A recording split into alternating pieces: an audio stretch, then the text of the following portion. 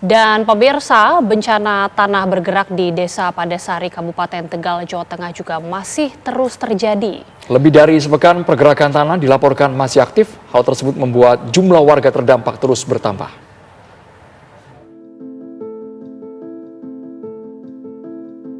Bencana tanah bergerak yang terjadi di Desa Padasari, Kecamatan Jatinegara, Kabupaten Tegal, Jawa Tengah, hingga kini masih terus berlangsung.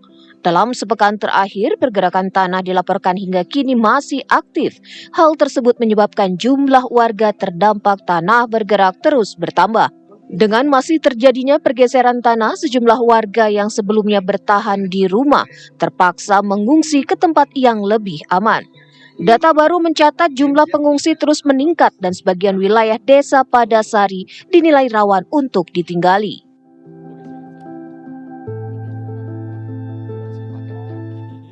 Di lokasi pengungsian diketahui ketersediaan MCK dan air bersih tidak sebanding dengan jumlah pengungsi yang kian bertambah.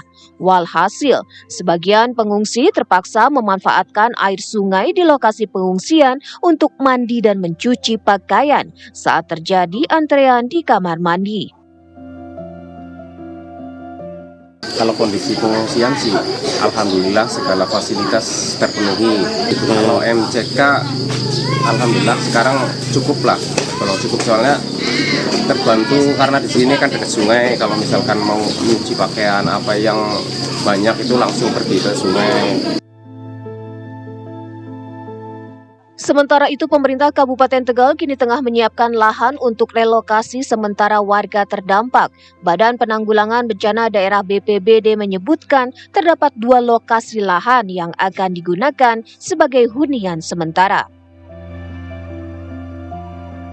Kita sudah koordinasi dengan pihak perhutani untuk meminjam lahannya untuk relokasi, dan peruntukannya adalah untuk hunian sementara ya.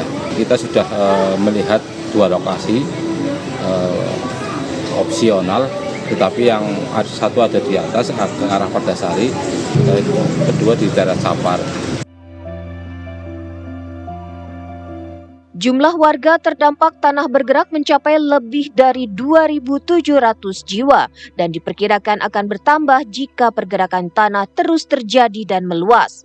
BPBD Kabupaten Tegal juga telah menetapkan status zona merah di 2 dusun di Desa Padasari.